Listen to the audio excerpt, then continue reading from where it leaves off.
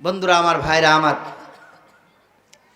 এই চেয়ারে বসে প্রথমেই আমি আপনাদেরকে সালাম দিয়েছি, সব বক্তারা আপনাদেরকে সালাম দিয়েছে, কিন্তু আপনারা উত্তর দিতে কার্পণ্যতা করেছেন। সালাম দিলে কমপক্ষে 3টি লাভ হবে। 1 নাম্বার লাভ, কমপক্ষে আপনি 90খানা নেকির মালিক হয়ে যাবেন। দেখবেন ইউনিয়ন পরিষদে ভোট হয়, আর ভোট সবাই কিন্তু চেয়ারম্যান হয় না, চেয়ারম্যান হয় একজন আর সবাই ফেল করে।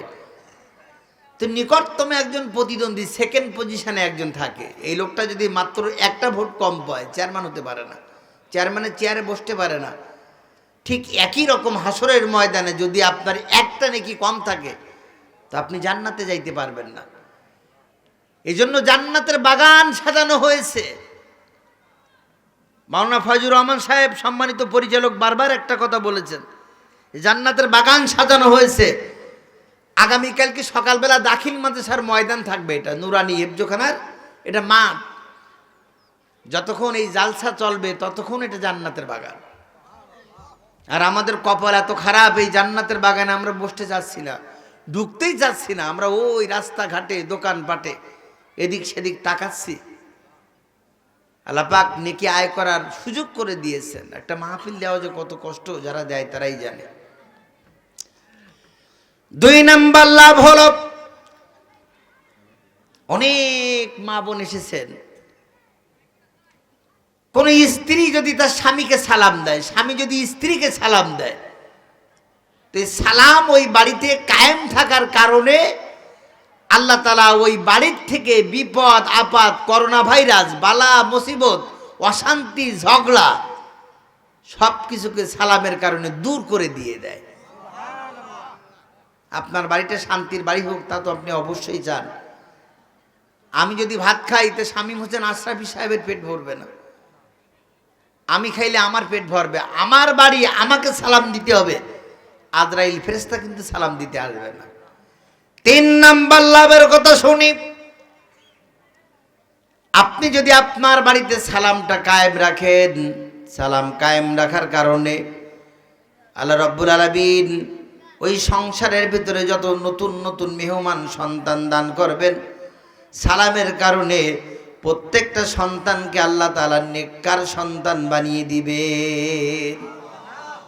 শামীম হোসেন আশরাফি সাহেব ইব্রাহিম আলাইহিস সালাম, ইসমাইল জবিহুল্লাহর কথা বলতেছিলেন, আরো সুন্দর করে মাওলানা ফজলুর রহমান সাহেব ব্যাখ্যা করে, অত্যন্ত সুন্দর করে তিনি একেবারে কোট করে করে বলেছেন। আর আমিও একটু অ্যাড করতেছি, ইব্রাহিম আলাইহিস সালামের বয়স যখন 84 বছর, তখন আল্লাহ তাআলা ইব্রাহিম আলাইহিস সালামকে এই পুত্র সন্তান দিয়েছিলেন। তো কিভাবে পুত্র সন্তানটা আসলো দুনিয়ায়?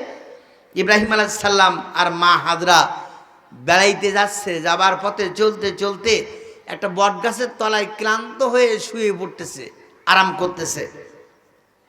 জাতির পিতা ইব্রাহিম আলাইহিস সালাম, মুসলমানদের জাতির পিতার নাম কি?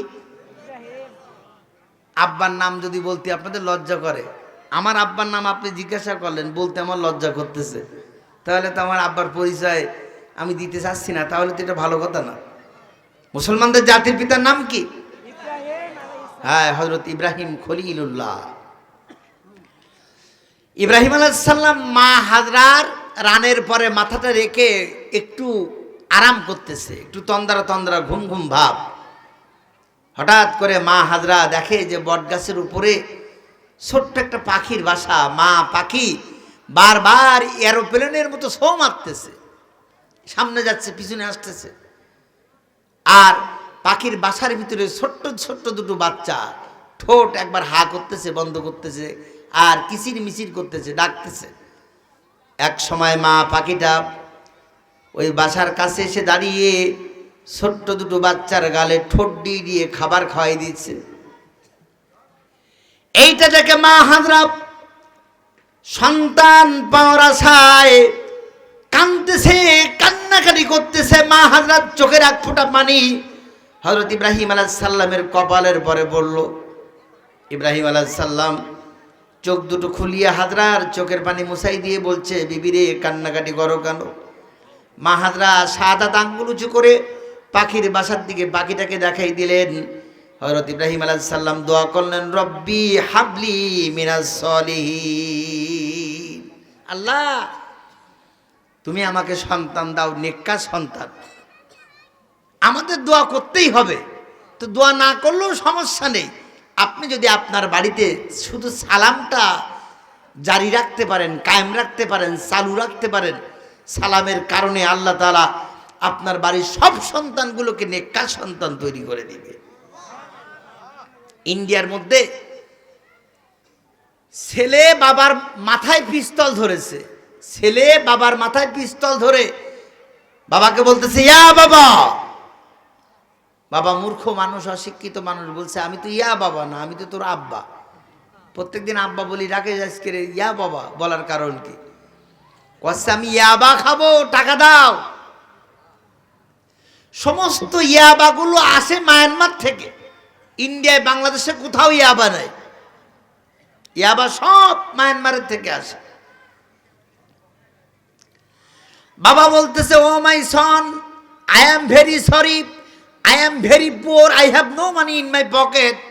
বাবা আমার মাফ করে দাও, আমি গরিব মানুষ, আমার পকেটে কোনো টাকা পয়সা নেই। ছেলে বলতেছে বাবা আমার দাদা জমি রেখে গেছে, ঘর বাড়ি রেখে গেছে, এইগুলো বিক্রি করে টাকা দিতে হবে, ইয়া বা আমি কিনে খাবো।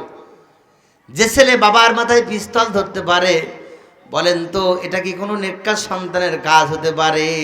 এটা ইন্ডিয়ার কথা বললাম। আর বাংলাদেশে বাবা হচ্ছে এসপি, এটা মোমেন শাহী জেলা না, মোমেন শাহী জেলা, মুক্তাগাছা উপজেলা মনে হয় এটা। তো বাবা এসপি, এসপির একটাই মাত্র মেয়ে, মেয়ের নাম ঐশী। এসপি একটা জেলা ভালো হয়ে যায়, এসপি আর ডিসি যদি ভালো হয়, SP police super, DC deputy commissioner. তো ওই মেয়ে ওর আব্বাকে জবাই করেছে, ঘুমান্ত অবস্থায় বটি, মাছ কোটা বটি দিয়ে জবাই করে আব্বার গায়ের গোশতগুলো এরকম টুকরা টুকরা টুকরা টুকরা করে ফেলেছে। এই মেয়েটা কি নেককার সন্তান? আপনার ছেলে মেয়েগুলো নেককার হোক, তাকে আপনি চান? তাই যদি চান তো অবশ্যই আজকের থেকে আমলে আউলিয়া, অবশ্যই আমরা সবাই আমাদের বাড়িতে সালাম দেব। মা বোনরা স্বামীকে সালাম দেবেন, আর আমরা আমাদের বিবিদেরকে সালাম দেবো, আমাদের বাচ্চাদেরকে সালাম দেবো। এই সালামের আমলটা করা যাবে না? আসসালামু আলাইকুম আমলটা করা যাবে না? করা যাবে না বাবা? আমরা আমলটা করবো ইনশাল্লাহ, আমলে আউলিয়া। এরপরে সালাম দেওয়ার পরে আমি আপনাদেরকে একটু দুরূদ শরীফ পড়তে বললাম। দুরূদ শরীফ, দুরূদ শরীফ পাঠ করলে কমপক্ষে 3টি লাভ হবে। তাফসীরে মুনির হাসিয়ার মধ্যে এসেছে কমপক্ষে 117টা লাভ হবে দুরূদ শরীফ পাঠ করলে। এখন কোন দুরূদ শরীফটা পাঠ করব? মাওলানা ফয়জুর রহমান সাহেব আজ জীবন তানার বক্তৃতা হচ্ছে, তিনি বেদাত শিরিক কখনোই সহ্য করতে পারেন না, বজ্র কণ্ঠে নির্ভয়ে বক্তৃতা করেন। তো দেখবেন আমরা যদি মাছ ধরতে যাই, মাছ ধরতে গেলে সবচেয়ে বড় মাছটা আমার জালে আটকা পড়ুক, আমি এই চিন্তা করি। আর যখন দুরূদ শরীফ পড়তে যাই তো সুদ দিয়ে মজা করে বেদাতি দুরূদ পাঠ করি, যে দুরূদের কোনো ভিত্তিই নেই। 63 বছর হায়াতে জিন্দেগিতে আমাদের যিনি নেতা, আমাদের যিনি লিডার, মুহাম্মদ সাল্লাল্লাহু আলাইহি সাল্লাম was the founder of relation of Islam. তিনি শুধু দুনিয়ায়, তিনি শুধু মাদিনাতুল মুনাওয়ারার প্রেসিডেন্ট না, তিনি পরকালেরও প্রেসিডেন্ট। 63 বছর হায়াতে জিন্দেগিতে জীবনে কোনোদিন তিনি একটা বারের জন্য হলেও রহস্য করেও একটা মিথ্যা কথা বলেন নাই। সেই নেতা সত্য জবান মোবারক দিয়ে যেই দুরূদ শরীফটাকে আকবার বললেন, আফজাল বললেন, বড় বললেন, উত্তম বললেন, সেই বড় দুরূদ বাদ দিয়ে নবীর উম্মতেরা কোনোদিন বেদাতি দুরূদ পড়তে পারে না। কুল্লু বিদআতিন দলালা, প্রত্যেকটি বেদাত হচ্ছে গোমরাহি। কুল্লু দলালাতিন ফিন্নার, প্রত্যেকটি গোমরাহি জাহান্নামে যাবে। এই জন্য যতই সুদ দিয়ে মজা করে পড়ি, আমি বেদাত চালু হোক এই কাজ করব না। তার কারণ হলো যে সমাজের মধ্যে বেদাত চালু হয় ওই সমাজ থেকে সুন্নাত বিলুপ্ত হয়ে যায়। নবীজির দাঁত ভাঙা সুন্নাতের উপকারিতার ব্যাপারে অত্যন্ত তথ্যভিত্তিক আলোচনা হাফেজ মাওলানা মুফতি শামীম হোসেন আশরাফি অত্যন্ত সুন্দর করে বলেছেন তিনি। এই জন্য দুরূদ ইব্রাহিম পড়তে পড়তে আমি ঘুমিয়ে পড়ব। 2 নম্বর লাভ হচ্ছে আল্লাহ তাআলা কমপক্ষে 10 খান সাকিনার মালিক আমাকে করে দিয়ে দিবেন দুরূদ শরীফ পাঠ যদি আমি করি। তার কারণ হাসরের ময়দানে আমি নামাজ দিয়ে, রোজা দিয়ে, হজ দিয়ে, যাকাত দিয়ে জান্নাতে যেতে পারবো না। আল্লাহর দয়া ছাড়া কেউ আমরা জান্নাতে যেতে পারবো না। এবার একটু জিকির করলাম, তো জিকির এই সমস্ত একটু ব্যাখ্যা করতে গেলে তো সময় লাগে। বাংলাদেশের বরিশাল বিভাগের ঝালকাঠি রাজাপুর উপজেলার থেকে একজন বেদাতি বক্তা ইন্ডিয়ার চেন্নাইতে গিয়েছে তার হার্টের সমস্যা নিয়ে। তো হার্ট পরীক্ষা করলো, ইসিজি করা হলো। একটা হিন্দু ছেলে doctor Nimai Chandra Pal, MBBS, FCPS, FRCS, cardiology, neurology, তিনি এই ইসিজি রিপোর্টের দিকে তাকাচ্ছে আর বাংলাদেশের এই বক্তা, বেদাতি বক্তা চেহারার দিকে তাকায় বলছে, আর ইউ মুসলিম, তুমি কি মুসলমান? তো ইনি বলছে, I am special Muslim in Bangladesh. হ্যাঁ, আমি মুসলমান। ডাক্তার নিমাই চন্দ্র পাল কপালে হাত দিয়ে বলছে যে it is most tragedy function, আমি বিশ্বাস করি না তুমি মুসলমান। তার কারণ হলো এই, মুসলমানের রব হচ্ছে আল্লাহু লা ইলাহা ইল্লা হুয়াল হাইয়ুল কাইয়ুম। মুসলমানের রব হচ্ছে আল্লাহ। মুসলমান তার রবের পবিত্র নাম ধরে ধরে যদি জিকির করত, মুসলমানের মৃত্যুর আগে সব রোগ হতে পারে। মুসলমানের জীবনে কোনোদিন তো হার্টের সমস্যা হওয়ার কথা না। এই জন্য আমি যদি আমার হার্টকে ভালো রাখতে চাই, বর্তমান তো বেশিরভাগ মানুষ মৃত্যুবরণ করতেছে হার্টের সমস্যা।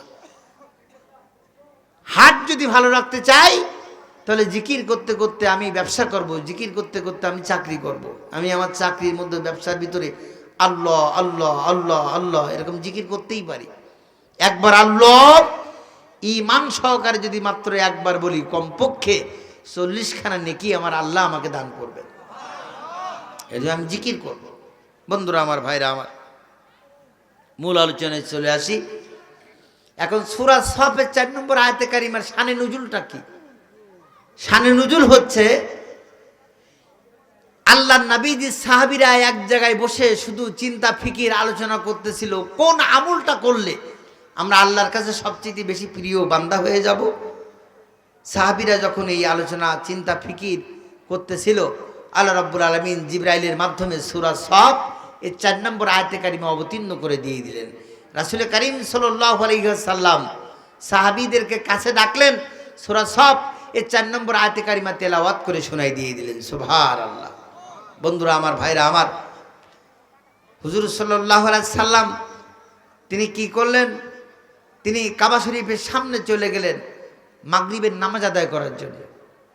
যে দেখেন যে কাবা শরীফ তালা মারা। আল্লাহর নবী কাবা শরীফের বারান্দার দিকে তাকাই দেখে কাবা শরীফের ভিতরে ওসমান বিন তালহা নামে একজন যুবক কাবা শরীফের চাবিগুলো হাতে করে নিয়ে হাঁটাহাঁটি করতেছে।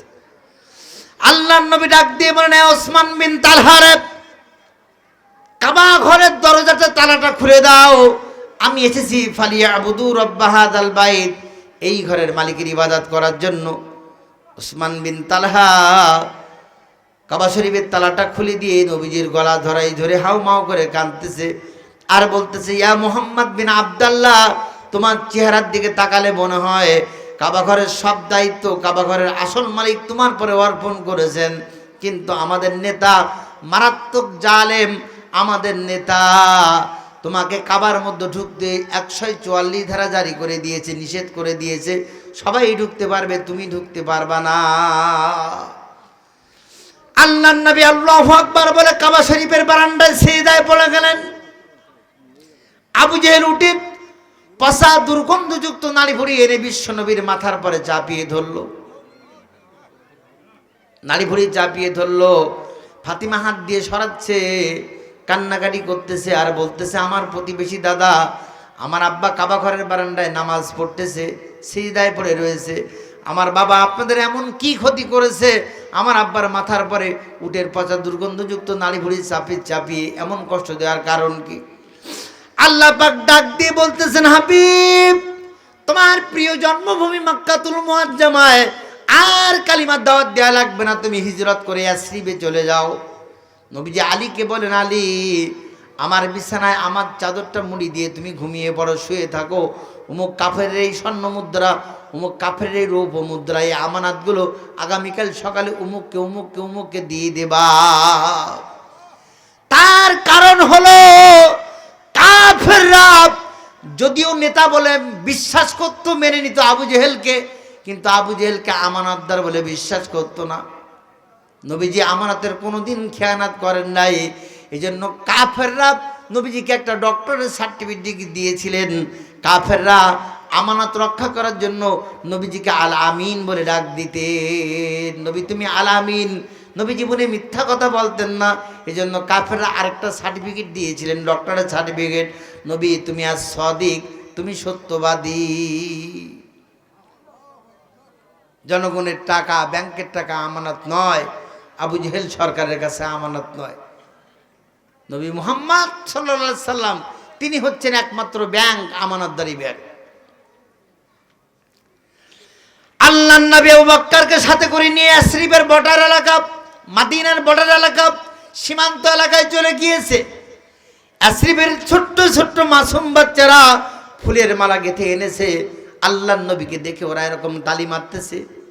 জেনে রাখবেন মুসলমান, এই তালি মারা সব সময়ের জন্য হারাম, এই তালি মারা জিহাদের ময়দানে হালাল।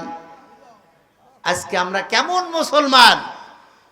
বাংলাদেশে বিশ্বকাপ ফুটবল খেলা হলো, আর এই বিশ্বকাপ ফুটবল খেলায় আমি মুসলমান, আমার বাড়িতে ব্রাজিলের পতাকা উঠতেছে। মুসলমান জানতে হবে এই ব্রাজিল কারা। এই ব্রাজিল হচ্ছে তারা, ব্রাজিলের সরকার আইন করে ব্রাজিলে আযান দেওয়া নিষিদ্ধ করেছে। যে ব্রাজিলের গভর্নমেন্ট আইন করে আযান দেওয়া নিষিদ্ধ করতে পারে, কোন মুসলমানের সন্তানের বাড়িতে কখনো কোনোদিন ব্রাজিলের পতাকা উঠতে পারে না। আজকে মেসির গেঞ্জি আমার পছন্দ হয়, নবী মুহাম্মদ রাসূলুল্লাহ সাল্লাল্লাহু আলাইহি সাল্লামের উম্মত হয়ে নবীজির পাঞ্জাবি গায়ে দিতে আমার ভালো লাগে না। আমি মেসির উম্মত না আমি নবীজির উম্মত? উম্মত শব্দের অর্থ হচ্ছে অনুসারী। বন্ধুরা আমার, ভাইরা আমার, কারাই ফ্রান্সের বিশ্ববিদ্যালয়ের একজন লেকচারার আমার নবীজিকে কুত্তার বাচ্চা বলে গালি দিয়েছে। নবীজিকে কুত্তার বাচ্চা বলে গালি দিল, আর ফ্রান্সের পতাকা, হায় হায়, ফ্রান্সের পতাকা আমার বাড়ি উঠতেছে। শুধু কি তাই? যখন বিশ্বকাপ ক্রিকেট খেলা হয় তখন ভারতের, ইন্ডিয়ার পতাকা আমার বাড়িতে ওঠে। কিছুদিন আগে ভারতের একটা নিকৃষ্ট, নষ্টা, বেবিচার, চরিত্রহীনা, লম্পট মহিলা আমার নবীর চরিত্র সম্পর্কে গালিগালাজ করেছে। উম্মতের মা আম্মা জান আয়েশা সিদ্দিকা রাদিয়াল্লাহু তাআলা আনহার চরিত্র সম্পর্কে, ইফকের ঘটনাকে কেন্দ্র করে আল্লাহ পাক নিজেই আয়েশা সিদ্দিকা রাদিয়াল্লাহু তাআলা আনহা যে পবিত্র, আল্লাহ পাক কোরআন শরীফে আয়াতে কারিমা অবতীর্ণ করে জানাই দিয়েছেন আম্মা জান সম্পর্কে আজে বাজে কথা বলেছে। বন্ধুরা আমার, ভাইরা আমার, মুসলমানকে একটা জিনিস জানতে হবে, হিন্দুদের 36 কোটি, 12 মাসে 13টা পূজা, 36 কোটি দেবতার মধ্যে সবচেয়ে বড় দেবতা হচ্ছে গরু। আপনি ইন্ডিয়ার থেকে সবকিছু নিয়ে আসবেন, তো ইন্ডিয়ার সরকার বলেন, বিএসএফ বলেন, কিছুই বলবে না, কিন্তু গরু যদি নিয়ে আসেন তাহলে আপনার গুলি করে দেবে বিএসএফ, গুলি করে পাখির মতো মেরে ফেলাবে। 36 কোটি দেবতার ভিতরে সবচেয়ে বড় দেবতার নাম হচ্ছে গরু। আর এই সবচেয়ে বড় দেবতা গরু খাইয়া হজম করে পায়খানা করে ফেলাই দেয় মুসলমানদেরা। যারা সবচেয়ে বড় দেবতা খেয়ে পায়খানা করে দিতে পারে, সেই মুসলমানের শক্তি কম না বেশি? সেই মুসলমানের শক্তি কম না বেশি? আজ এই ইসলামী মহাসম্মেলনকে কেন্দ্র করে ভারতের নুপুর শর্মাকে আমি জানিয়ে দিতে চাই, নুপুর শর্মা কান খাড়া করে স্বয়ং মুসলমানের নীরবতা দেখেছ, মুসলমানের দুর্বলতা, সরলতা দেখেছ, মুসলমানের বিপ্লব দেখো নই। মুসলমান যদি বিপ্লবের ডাক দেয়, ইঁদুর গর্ত খুঁজে পাবে পালানোর জন্য, পৃথিবীর মানচিত্রে পালিয়ে থাকবে, একজন কাফের 1 ইঞ্চি জায়গা খোঁজ করে পাবে না। বন্ধুরা আমার, ভাইরা আমার, মুসলমান জীবন্ত না মৃত? মাঝে মাঝে কাফেররা একটু না দিয়ে দেখাই দেয়। আপনারা অবশ্যই জানেন, ইন্ডিয়ায় যখন বাবরি মসজিদ ভেঙে গুড়িয়ে দিয়েছিল, সেই সময় ইন্ডিয়ায় যিনি প্রধানমন্ত্রী ছিলেন তার নাম হচ্ছে নরসিমা রাও।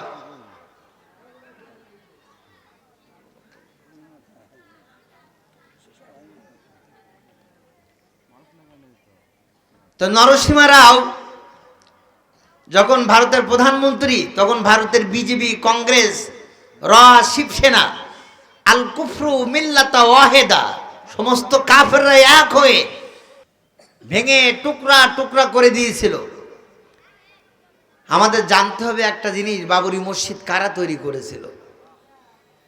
22,000 হাফেজে কোরআন, 22,000 হাফেজে কোরআন, যাদের বয়স মাত্র 11 বছর, নিষ্পাপ, 58 লক্ষ ইট কেটেছিল। 58 লক্ষ পবিত্র নিষ্পাপ হাত দিয়ে ইট কেটেছিল। বাবরি মসজিদের সমস্ত দেওয়ালে 30 পারা কোরআন শরীফ কনক্রিট করে খোদাই করে লেখা। সেই বাবরি মসজিদ ভেঙে দিয়ে এরপরে সমস্ত দুনিয়ার, পৃথিবীর 228টি রাষ্ট্রের রাষ্ট্রপ্রধানদের কাছে নরসিমা রাও, ভারতের প্রধানমন্ত্রী, টেলিফোনে যোগাযোগ করলো। তখন তো টেলিগ্রাফ, টেলিফোন ছিল, তখন তো মোবাইলের যুগ না। যোগাযোগ করে বলতেছে, আপনাদের দেশের সবচেয়ে বিখ্যাত কণ্ঠশিল্পী, গানের শিল্পী ইন্ডিয়ায় পাঠিয়ে দিন। ইন্ডিয়ার ঘটকপুকুরে একটা কনসার্ট, একটা গান করা হবে। এই গানের অনুষ্ঠানে আপনার শিল্পী মঞ্চে উঠে 1 লাইন কোরআনের বিপক্ষে গান গাইবে। আপনার শিল্পীকে ইন্ডিয়ার 10 লক্ষ রুপি দেওয়া হবে। তা রাষ্ট্রপতি বলতেছে, নরসিমা রাও, তুমকা মতলব কি হয়, তোমার উদ্দেশ্য কি? তুমি কেবলমাত্র মুসলমানদের বাবরি মসজিদ ভেঙে দিয়েছো, সমস্ত পৃথিবীর মুসলমানদের কলিজায় অশান্তির আগুন দাও দাও করে জ্বলতেছে, এই মুহূর্তে তুমি আবার গান দিতে চাও, উদ্দেশ্য কি? কচ্ছে উদ্দেশ্য হচ্ছে ইন্ডিয়ার মধ্যে যত কোরআন শরীফ আছে, কোরআন শরীফগুলো ওই মঞ্চে এনে আগুন দিয়ে জ্বালিয়ে পুড়িয়ে ছাই করে দিয়ে দেব। রাষ্ট্রপতিরা বলল, নরসিমা রাও, মুসলমানদের কোরআন শরীফের সঙ্গে যদি বেয়াদবি করো, আল্লাহর কোরআনের সঙ্গে যদি বেইজ্জতি করো, বেয়াদবি করো, তুমি তো ধ্বংস হয়ে যাবা। সমস্ত তোমার ভারতবর্ষ, ইন্ডিয়া ধ্বংস হয়ে যাবে। আল্লাহর গজব থেকে ইন্ডিয়া রক্ষা করতে পারবা না। কিছু লোক আছে না এরকম ঘাটতেরা মতো, হ্যাঁ আমি অনুষ্ঠান করব, যা হয় হবে। পৃথিবীর থেকে 17টা রাষ্ট্রের থেকে গানের শিল্পীরা চলে গেল গান গাওয়ার জন্য। 17 জন গানের শিল্পীর মধ্যে বাংলাদেশ থেকে একজন শিল্পী চলে গেল। এই জেলাটার নাম মোমিনশাহী, এর থেকে একটু দূর ওই জেলাটার নাম মাদারীপুর। মাদারীপুর একটা হিন্দু ছেলে, এই ছেলেটার নাম নকুল কুমার বিশ্বাস, গান গাইতে চলে গেল ইন্ডিয়ায়। কোটি কোটি হিন্দু মুসলমান দেখার জন্য আসলো। হিন্দুরা আনন্দ করতে করতে গেল, মুসলমানদের কোরআন শরীফ জ্বালিয়ে পুড়িয়ে ছাই করে দেবে, তাহলে ওদের ধর্ম বলে কিছু থাকবে না। আল্লাহর কসম করে বলি, এই যে আপনাদের এই হেফজখানা নুরানি মাদ্রাসা, এই নুরানি মাদ্রাসার হেফজখানা যদি থাকে, তাহলে কোটি কোটি জীবন্ত কোরআন হাফেজ সাহেবেরা আবার আল্লাহর কোরআন নতুন করে তাদের সিনার থেকে আবার মুখ দিয়ে তেলাওয়াত করে তৈরি করতে পারবে। পারবে কিনা? ওরা মনে করেছিল মনে হয় সম্ভব হবে না। কে আগে গান গাইবে? মাদারীপুরের হিন্দু ছেলে নকুল কুমার বিশ্বাস, তোমাকে আগে গান গাইতে হবে। ইন্ডিয়ার বর্ধমান মেমারি নাদনঘাট থেকে জসিমউদ্দিন নামে একটা মুসলমানের ছেলে রুপির মালা, টাকার মালা গেঁথে এনেছে। যে আগে গান গাইবে তার গলায় টাকার মালা পরানো হবে, রুপির মালা পরানো হবে। মঞ্চে মুসলমানের ছেলে জসিমউদ্দিন টাকার মালা নিয়ে উঠে গেল, নকুল কুমার বিশ্বাসের গলায় টাকার মালা পরাই দিয়ে বুকের সঙ্গে গলাটা জড়াই ধরে হাওমাও করে কাঁদতেছে আর বলছে, দাদা বাবু কোন দেশ থেকে আপনি গান গাইতে এসেছেন জানেন কি? আপনি যে দেশ থেকে এসেছেন ওই দেশে চরমনার পীর সাহেবের জন্ম হয়েছে, আল্লামা শামসুল হক ফরিদপুরের দেশ। আপনি এসেছেন আল্লামা আজিজুল হক সাহেবের দেশ, আপনি এসেছেন মামুনুল হক সাহেবের দেশ, আপনি এসেছেন আহমদ শফির দেশ, আপনি এসেছেন জুনায়েদ বামুনিনগরের দেশের থেকে এসেছেন। আপনি জানেন কোটি কোটি কোরআন শরীফ সাজানো, আপনার গানের পরে 4 বিঘি জমিতে শুধু প্যান্ডেল মঞ্চ করা হয়েছে, শুধু মঞ্চ আর প্যান্ডেল তো কোটি কোটি হিন্দু মুসলমান দেখতে এসেছে। মুসলমানরা হাউমাউ করে কাঁদতেছে, ভারতবর্ষে আমরা বাস করব, বাংলাদেশে মাত্র 18 কোটি জনগণ, 14.5 কোটি মুসলমান, ইন্ডিয়ায় 153 কোটি জনগণ, ইন্ডিয়ায় 57 কোটি মুসলমান। বাংলাদেশের মধ্যে এরকম 17টা প্রদেশ এক করলে ইন্ডিয়া হয়। ইন্ডিয়া অনেক বড় একটা রাষ্ট্র। বন্ধুরা আমার, ভাইরা আমার, সারা দুনিয়ায় 750 কোটি মানুষ, তো চীনে বাস করে 161 কোটি মানুষ বাস করে। চীনে বেশিরভাগ বৌদ্ধরা বাস করে। চীনের রাজধানীর নাম হলো বেইজিং। তো এখন মঞ্চে উঠে গিয়েছে, আর মুসলমানের ছেলে জসিমউদ্দিন কানে কানে বলতেছে, দাদা বাবু যদি সম্ভব হয় আল্লাহর কোরআনের পক্ষে একটা গান আপনি গেয়ে দিবে। সেদিন হিন্দু ছেলে নকুল কুমার বিশ্বাস আল্লাহর কোরআনের পক্ষে গান গেয়েছিল। নরসিমা রাও গান শুনে কানতে কানতে কোটি কোটি হিন্দু মুসলমানের সামনে কান ধরে বলেছিল, কান ধরে, জীবনে যতদিন পৃথিবীতে বেঁচে থাকবো আল্লাহর কোরআনের সাথে আর কোনোদিন বেয়াদবি করব না। কি গান নকুল কুমার বিশ্বাস গেয়েছিল! একটা লাইন গেয়ে আমি শোনাই দেবো, শুনবেন আপনারা? একটা হিন্দু ছেলে আল্লাহর কোরআনের পক্ষে গান গেয়েছে, ঠিক একই মুহূর্তে এই মোমেন শাহীর পাশের জেলা জামালপুর সরিষাবাড়ি একটা মুসলমান নামধারী ছেলে বলেছে আল্লাহর কোরআনের আইনের পরিবর্তন দেখতে চায়। এই মোমেন শাহীর পাশের আরেকটা জেলা টাঙ্গাইল, এইখানের একটা ছেলে হজের বিরুদ্ধে কথা বলেছে, তাবলিগ জামাতের বিরুদ্ধে কথা বলেছে, জানেন না আপনারা? অথচ সমস্ত দুনিয়াকে তাক লাগিয়ে দিয়ে সারা পৃথিবীতে কোরআনের চ্যাম্পিয়ন হয়েছে এই মোমেন শাহীর কৃতি সন্তান। এই মোমেন শাহী জেলার কৃতি সন্তান। বলেন তো নাজমুস সাকিবের বাড়ি কোন জায়গায়? হ্যাঁ, ফুলবাড়িয়া, ঠিক বলেছেন আপনি। তার পরের বারে যে ছেলেটা কোরআন শরীফের চ্যাম্পিয়ন হয়েছে 3য় পর্যায়ে, এই ছেলেটার বাড়ি হচ্ছে টাঙ্গাইলে। এটা আপনার পাশের জেলা, ময়মনসিংহের পাশের জেলা না টাঙ্গাইল? আল্লাহু আকবার, আল্লাহু আকবার। ময়মনসিংহের ছেলে সারা দুনিয়াকে তাক লাগাই দিয়েছে। আপনার তো সেই জেলার মানুষ। গান গেয়েছে নকুল কুমার বিশ্বাস, এক লাইন গাচ্ছে, যদি আগুন লেগে ধ্বংস হয় পৃথিবীর সব বইয়ের দোকান, তবু বিশ্ব থেকে হারাবে না পবিত্র কোরআন। কেমন করে পড়বে কোরআন, আগুনের ওই তেজ আছে বিশ্ব জোড়া অগণিত কোরআনের হাফেজ, তারা একত্রিত কইরা আসমানি গ্রন্থ আল কোরআন, বাঁচাবে ইসলামের মান, তবু বিশ্ব থেকে হারাবে না পবিত্র কোরআন।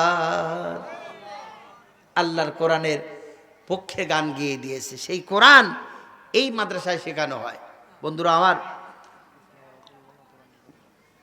শুধু কি তাই?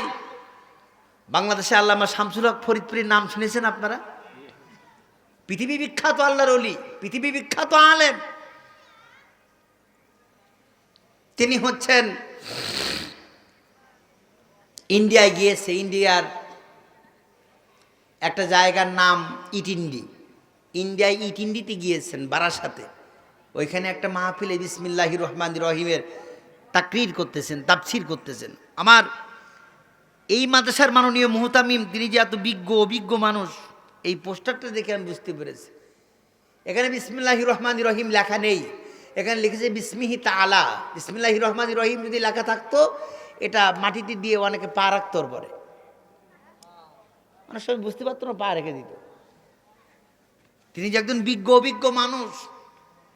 আপনি আপনার সন্তানকে আপনার ক্লাস 3-তে এই মাদ্রাসায় পড়া, আর প্রাইমারি স্কুলে 5 পাস করলে এই 3 ছেলেটা অঙ্ক, ইংরেজি, বাংলা এর সাথে বাড়তি ওই যে হাদিস যা মুখস্থ বললো, ওই যে জানাজার নামাজ, ওগুলো তো প্লাস পয়েন্ট অতিরিক্ত। মুসলমান হিসাবে এগুলো প্রত্যেকের শেখা দরকার, আছে না নাই? বন্ধুরা আমার, ভাইরা আমার, আপনার সন্তানকে, দাদি, নাতি, পুতি, অন্তত একটা সন্তানকে ক্লাস 3 পর্যন্ত এই নুরানি মাদ্রাসায় ভর্তি করে দিয়ে দেবেন। তো কোরআন শরীফটা কি? তিনি বিসমিল্লাহির রহমানির রহিমের তাফসীর করলেন। এখন ইন্ডিয়ার মধ্যে কৃষ্ণাবালা নামে একটা মেয়ে, এই কৃষ্ণাবালা তার আব্বা রামলালকে বলতেছে, আব্বা আমার ব্রেন শক্তি এত খারাপ, প্রত্যেক দিন ক্লাসের শিক্ষক শিক্ষিকা আমাকে মারে, আমার পড়া হয় না। আর ইন্ডিয়ায় অনেক ঠাকুরের কাছ থেকে মাদুলি আনলাম, তদবির করলাম, তো কোনো কাজই হয় না। তো শুনলাম নাকি বাংলাদেশ থেকে বিরাট বড় পীর সাহেব আসতেছে, আল্লাহর ওলি আলেম আসতেছে। তা আমি একটু যাবো, একটু ওই কি বলে শুনতে যাব। ওর বাবা আর ওই মেয়ে চলে গিয়েছে, একটা মাত্র মেয়ে, তো অত্যন্ত যত্নের মেয়ে, অনেক দূরে বসে শুনতেছে। আর হুজুর বিসমিল্লাহির রহমানির রহিমের বরকতের আলোচনা করতেছে। আলোচনার এক পর্যায়ে বলতেছে, কে হিন্দু, কে মুসলমান, কে বৌদ্ধ, কে খ্রিস্টান, ওসব পরের কথা। কোন মানুষ যদি তার ভালো কাজের প্রথমে বিসমিল্লাহির রহমানির রহিম বলে তার কাজটা যদি শুরু করে দেয়, বিসমিল্লাহর বরকতে আল্লাহ তাআলা তার কাজের মধ্যে বরকত ঢুকাই দেবেন, তার মঙ্গল করবেন, তার ভালো করে দিবেন। এই কথাটা হিন্দুর মেয়ে কৃষ্ণাবালার অন্তরের মধ্যে দারুণভাবে সাড়া জেগেছে। গভীর রাত্রিতে মাহফিল শুনে বাড়িতে চলে গেল। বাড়িতে যে বিসমিল্লাহির রহমানির রহিম বলেই তার ইংরেজি বইটা বের করল, তার মাতৃভাষা হিন্দি বই বার করে নাই। আপনার নাম কি হাই? মেরা নাম মিজানুর রহমান কাসিমি হায়। এই সমস্ত হিন্দি বই বের করে নাই, বের করেছে ইংরেজি বইয়ের একটা প্যারাগ্রাফ একবার বিসমিল্লাহ বলে পড়েছে। বিসমিল্লাহর বরকতে আল্লাহর রহমতে ইংরেজি বই পড়া সম্পূর্ণ তার মুখস্থ হয়ে গিয়েছে। সকালবেলা মা, বাবা আর একমাত্র বোন খাইতে বসেছে, বিসমিল্লাহির রহমানির রহিম বলেই কেবলমাত্র ভাত খাবার গালে দিয়েছে বিসমিল্লাহর বরকতে। ওর আব্বা বিসমিল্লাহ সহ্য করতে পারে নাই। বাবা কি বললি তুই? বিসমিল্লাহির রহমানির রহিম। লম্বা লাঠি বের করে এনেছে, লাঠি দিয়ে মেয়ের মাথায় জোর করে আঘাত করেছে, বাড়ি মেরে দিয়েছে। মেয়ের মাথা ফেটে গেল, কৃষ্ণাবালার মাথা ফেটে যে ফিঙ্কি ধরে রক্ত বের হচ্ছে, চিৎকার মেরে কাঁদতেছে, বাবা ও বাবা, বাবা গো, লাঠির আঘাতের যন্ত্রণা আমি যে সহ্য করতে পারতেছি না, আমি মরে যাচ্ছি, আমি মনে হয় আমার দম আটকে আসতেছে, বাবা আমার একটু ডাক্তারের কাছে নিয়ে চলো। দিয়ে ফিঙ্কি ধরে রক্ত বের হচ্ছে। বাবার হৃদয় মন্দিরে একটু ভালোবাসা তৈরি হয়ে গিয়েছে। ডাক্তার ডাকতে গিয়েছে, ডাক্তার ডেকে আনলো। ডাক্তার ডাকতে গিয়েছে, এর মাঝখানে ওর একটা ভাই ছিল বিমাতা, আরেক মায়ের ভাই। ওই ভাইটার বয়স মাত্র 8 বছর, নাম তার বিপ্লব। বিপ্লব এসে দেখে দিদির মাথা দিয়ে রক্ত বের হচ্ছে আর চিৎকার মারতেছে, বাঁচাও বাঁচাও, আমাকে রক্ষা করো, ডাক্তারের কাছে নিয়ে চলো। 8 বছরের ছোট ভাই বিপ্লব দিদির মাথায় হাত বোলাই দিয়ে বলছে, দিদি রে, কে তোমাকে লাথি দিয়ে আঘাত করে তোমার মাথা দিয়ে রক্ত বের করে দিয়েছে? তুমি বলো, আমি আমার জীবনের বিনিময়ে তার উচিত শিক্ষা দেব, মারির জবাব তারা দিয়ে দিব। রক্তমাখা হাত দিয়ে কৃষ্ণাবালা তার ছোট ভাই বিপ্লবকে বুকের সঙ্গে জড়াই ধরে বলতেছে, ছোট ভাই রে, দুনিয়ায় যা হয়েছে তোমার শিক্ষা দেওয়ার দরকার নাই, তোমার প্রতিশোধ নেওয়ার দরকার নাই। তুমি যদি তোমার পরকালের জীবনটা শান্তিময় করতে চাও, আমি মনে হয় বাঁচবো না, আমি মরে যাচ্ছি, আমার মৃত্যুর আগে তোমাকে একই সুন্দর জান্নাতে থাকতে হবে। এই জন্য তুমি আমার সঙ্গে বলো, লা ইলাহা ইল্লাল্লাহ, পররে মুমিন গো। কলেমা পড়াই দিয়েছে। ও আব্বা ডাক্তার নিয়ে বাড়ির মধ্যে ঢুকে পড়েছে। ডাক্তার বাড়িতে এসে হাতের পালস নাড়ি ধরল, নাড়ি ধরে দেখে নাড়ি চলাচল করে না। ডাক্তার বলতেছে রামলাল, ও রামলাল, তোমার মেয়ে কৃষ্ণাবালা মারা গিয়েছে, শ্মশান ঘাটে নিয়ে চলো। এখন শ্মশান ঘাটে নিয়ে কাঠ সাজানো হলো। চিতা দেখেছেন না আপনারা? কাঠ সাজানো হলো, লাশ টান টান করে শোয়াই দেওয়া হলো, লাশের সিনার পরে বুকের পরে কাঠ সাজানো হলো। ঠাকুর গীতা পড়তেছে, ওম নমো নমঃ কৃষ্ণা বালায় নমঃ নমঃ। এবার ও রামলাল, তুমি তোমার মেয়ের মুখে আগুন লাগাই দাও, চিতায় আগুন জ্বালাই দাও। ওর বাবা রামলাল চিতায় আগুন জ্বালিয়ে দিল, কিন্তু দুঃখজনক হলো সত্য, আগুন জ্বলল না। রামলাল বলতেছে, ঠাকুর রে আগুন জ্বলে না কেন? নিমাই পাল ঠাকুর, আগুন জ্বলে না কেন? বলতেছে কেরোসিন, এর মধ্যে মনে হয় ভেজাল থাকতে পারে, পেট্রোল দিয়ে আগুন জ্বালিয়ে দাও। পেট্রোল দিয়ে আগুন জ্বালানো হলো, আগুন জ্বলল না। নিমাই পাল ঠাকুর, আগুন জ্বলে না কেন? পেট্রোলের চাইতে আরো শক্তিশালী, আরো পাতলা, আরো দামি জিনিস, সেটার নাম অকটেন। অকটেন দিয়ে, ক্যাস্ট্রল দিয়ে আগুন জ্বালিয়ে দাও। আগুন জ্বালানো হলো, ফুলওবেল দিয়ে আগুন জ্বালানো হলো, আগুন জ্বলল না। ঠাকুরের মুখে লাথি মেরে দিয়েছে রামলাল, আগুন জ্বলে না কেন? ঠাকুর চিত হয়ে পড়ে গিয়েছে। ঠাকুর বললে, আগুন না জ্বললে আমি কি করতে পারি? নিমাই পাল বলতেছে, ও রামলাল শোনো, দুনিয়ায় যত আগুন রয়েছে সব আগুন যদি তুমি তোমার মেয়ের চিতায় লাগিয়ে দাও, তোমার মেয়ের চিতায় আগুন লাগবে না। তার কারণ হলো এই, তোমার মেয়ে কৃষ্ণাবালা সিনার মধ্যে মুসলমানদের আল্লাহর কোরআন বিসমিল্লাহ ঢুকে পড়েছে।